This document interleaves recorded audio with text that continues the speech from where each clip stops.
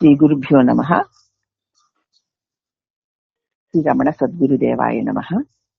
శ్రీ రమణ భాషణంలో ఈ రోజు ఏప్రిల్ 2వ తారీఖు 1937వ సంవత్సరం.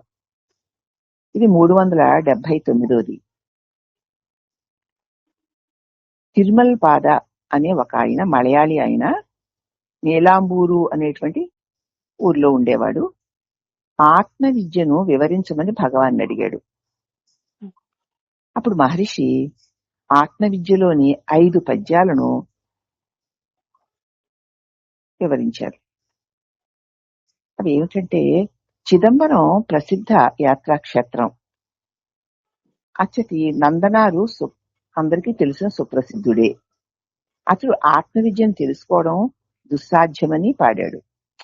మీరు చెప్తున్నారు కానీ ఆత్మ విద్యను తెలుసుకోవడం చాలా కష్టము అని పాడాడు.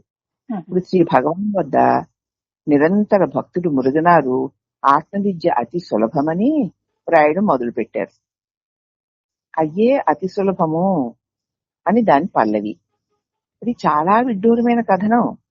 కానీ తానే ఆత్మ గనుక అల్పునికి కూడా అది నిత్యపరిచయం. తన నిజస్వరూపమును ఎరుగని వారికి తాను కానిది తాను అనుకున్న వారికి చాలా కష్టం. కానీ తన నిజస్వరూపము అతి సులభమై ఉంది గనక అది అందరికీ నిత్య అల్పుడైన వాడికి కూడా అది నిత్య పరిచయమే. నేనున్నానని నాకు తెలియట అల్పుడికి అధికుడికి సమానమే కదా. నేనుండుటే ఆత్మ నెరుగుట, అదే ఆత్మ విద్య. నేనున్నానన్న దానిని ఎరుగుటయే ఆత్మ విద్య. నేనుండగా ఉన్నట్టు తోచేది నేననుకున్న వాడికి ఆత్మ విద్య కష్టం. ఇది నందనారు గారు చెప్పిన వాక్యం. తర్వాత మురుగనారు గారి వాదన చచ్చిపడదు. కాబట్టి ఆత్మ సకలానికి ఆధారమై సువ్యక్తమే అయితే దాన్ని తిరిగి పొందే మాటే లేదు కదా. ఆత్మ అన్నిటికీ ఆధారం అంటున్నారు, అందరికీ తెలిసిందే అంటున్నారు. ఇంక దాన్ని పొందేదేముంది? అందుచేత ఆ పైన అడుగిక సాగక మురుగనార్ గారు తాను రాసిన 4 పంక్తులు శ్రీ భగవాన్ ముందు పెట్టి పూరించండి స్వామి అని అడిగాడు. భగవాను శిష్యుని వాదం సరే అని ఒప్పుకుంటూనే శ్రీ భగవాను ఆత్మ అంత సుస్పష్టమే అయినా ఎందుకు దాగి ఉందో వివరించి చెప్పారు. పొరపాటుగా కారణం దేహాత్మ బుద్ధి, తాను కాని తాను అనుకోవడమే అన్నాడు. అప్పుడు పిచ్చకుడు, మరి ఈ మిథ్యా సామ్యం ఎలా వచ్చింది? ఈ దేహాత్మ బుద్ధి నేను కానిది నేను అనుకునే మిథ్యాత్మ భావన ఎందుకు వచ్చింది అని అడిగాడు. అప్పుడు మహర్షి అన్నారు, తలపుల వల్ల. నువ్వు తుదముట్టించేస్తే సత్యాత్మమే వెలుగొందుతావు, ఇదే అడ్డు. అప్పుడు మరి తలంపుల్ని అంతమొందించడం ఎలాగా అన్నాడు అతను. ఈ తలంపులకు ఆధారం ఏదో చూడు. అన్ని అహంభావన సూత్రంతో గుదిగుచ్చే ఉన్నాయి. దాన్ని త్రెంచి వేయి, అన్ని జారిపోతాయి. ఎంత అద్భుతం అంటే, ఇక్కడ ఈ తలంపులన్నిటికి ఆధారమైనది ఏదో చూడు అని ఇక్కడ భగవాన్ చెప్పారు. చూడు, ఇది రికార్డింగ్ లో పెట్టండి లేకపోతే లేదు గాని, ఈ తలంపులకన్నిటికీ ఆధారం ఏమిటి? నేను అన్నది లేకుండా తలంపులు లేవు. ప్రతి తలంపు నేను అనే దారానికి గుర్చబడిన పువ్వు వంటిదే. ప్రతి తలంపులో అది మంచిదైనా చెడ్డదైనా, తప్పైనా ఒప్పైనా, పాపమైనా పుణ్యమైనా, గొప్పైనా దెప్ప, ఏ తలంపైనా సరే నన్ను విడిచి లేదు. నేను ప్రతి తలంపులోనూ అంతర్యామినై ఉన్నాను. అవునమ్మా, ప్రతి తలంపులోనూ అంతర్యామి. తలంపులన్నీ నన్ను ఆధారం చేసుకునే మనగలుగుతున్నాయి. నేను పోతే తలంపు లేదు. తలంపులన్నీ కూడా దాని ఆధారం ఏమిటో వెతికితే అన్ని అహంభావన అనేటువంటి సూత్రముతో గుదిగుచ్చి ఉన్నవే. ఆ తాడు తెంపే, నేను అన్న ఆ భావన తెంపే, అన్ని జారిపోవు, పోతాయమ్మా, పూసలన్నీ జారిపోతాయి. బట్టి ఆత్మ కాక ఇతరములన్నీ తెలుసుకుని ఏమిటి ప్రయోజనం? ఈ అనేక తలంపులకు ఆధారమైనదేదో దాన్ని తెలుసుకోకుండా ఈ తలంపుల్ని ఎన్నిటినీ తెలుసుకుంటే ప్రయోజనం ఏముంది? ఆత్మ తెలిస్తే మిగతావన్నీ తెలిసినట్టే.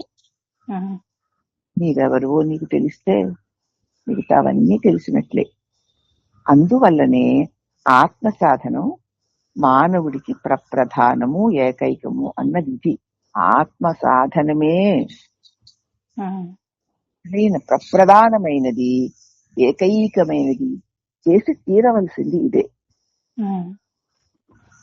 ఇది తప్ప ఎన్ని చేసినా నేను అనే అహంకారాన్ని ఉంచుకొని చేసినవే అయి ఉండడం వల్ల అహంకారం ఉన్నంత వరకు కూడా ఇవన్నీ సత్యాలు నిత్యాలు అనిపిస్తూ భ్రాంతిలో పడేస్తాయి.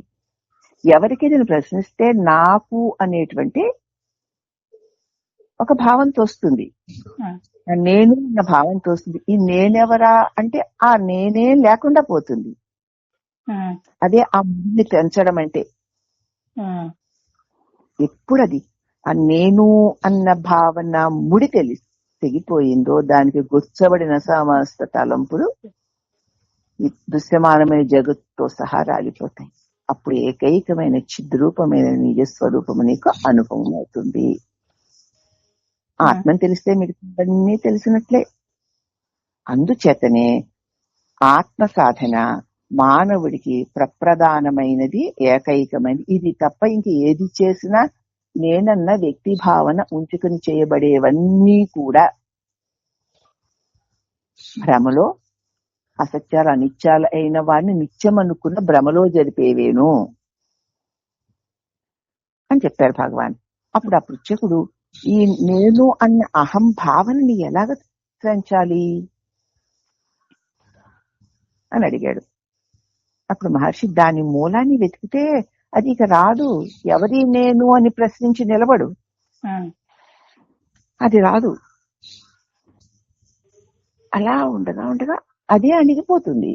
మరి ఏది ఉన్నదెక్కడ తెలుసు? ఉన్నదేది ఉంటేగా తెలిసేది. ఉండాలని తెలిసే గాని ఉండి తెలుసుకున్నది వేరు, ఉండాలని తెలిసింది వేరు.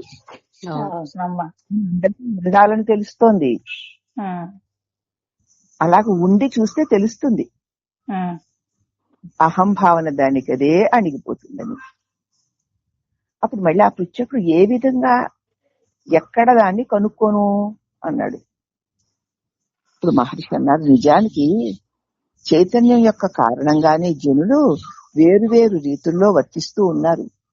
జనులు వేరువేరు వ్యవహారాలు అనేక రకాలుగా చేస్తున్నారంటే వారి యందు అంతర్యామిగా చైతన్యం ఉంది కాబట్టే వాళ్ళు చేస్తున్నారు. ఆత్మ శుద్ధ చైతన్యమై ఉంది.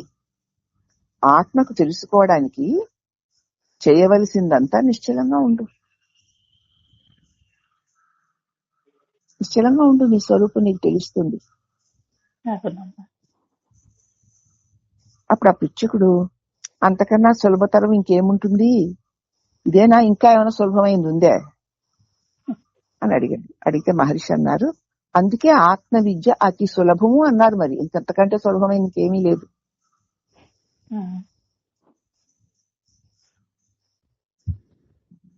కాబట్టి చైతన్యం అంటే ఆ శుద్ధమైన ఆ చైతన్యం, ఈ పరిశుద్ధమైన ఆత్మ, అది లేకపోతే ఏదీ లేదు. ఈ జనులందరూ వేరువేరు దేహాలతో వేరువేరు వ్యవహారాలు చేస్తున్నారంటే ఆ చైతన్య సన్నిధానంలోనే, చైతన్యములోనే ఇవన్నీ జరుగుతున్నాయి. కాబట్టి అది లేకపోతే ఇవేవీ లేవు.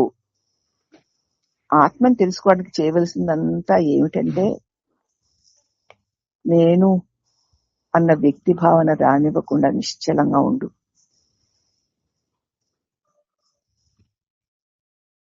అంతేనా? ఇంకేమన్నా సులభమైంది ఉందంటే ఇంతే.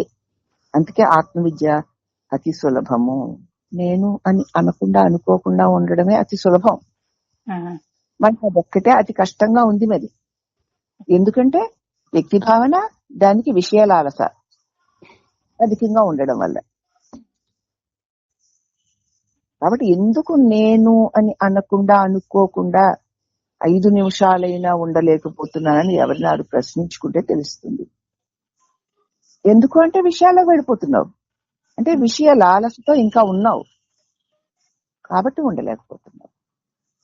అందుచేత నేనని అనకుండా అనుకోకుండా ఎంత కాలం ఉండగలవో అంతకాలము ఉండు. అదే సమయంలో ఏదైనా బాహ్య వ్యవహారం చేయవలసి వస్తే అది చేసేసి మళ్ళీ నీ స్వస్థతలో ఉండిపో. చేసేయి వదిలేయి, చేసేయి వదిలేయి, చేసేయి వదిలేయి. ఇలా నిరంతరము ఉండడమే నిధిధ్యాసనము. ఈ సాధన చేసిన వారికి ఏ యజ్ఞ యాగాది క్రతు హోమాది జప తపాదులేవీను చేయవలసిన అవసరం లేదు. అందుకే ఆత్మవిద్య మిగతావన్నీ చేయడానికి కష్టం, శ్రమపడాలి. ఏ శ్రమ లేకుండా ఉన్నట్టు ఉండుటయే అతి తేలిక. కాబట్టి ఇంత తేలికైన సులభమైన నేను అన్న తలంపు లేకుండా ఉండే స్థితిని మనం కూడా పెంపొందించుకుందాము. భగవాన్ సూచించింది అదే గనక. హరి ఓం నమః. సరేనమ్మా.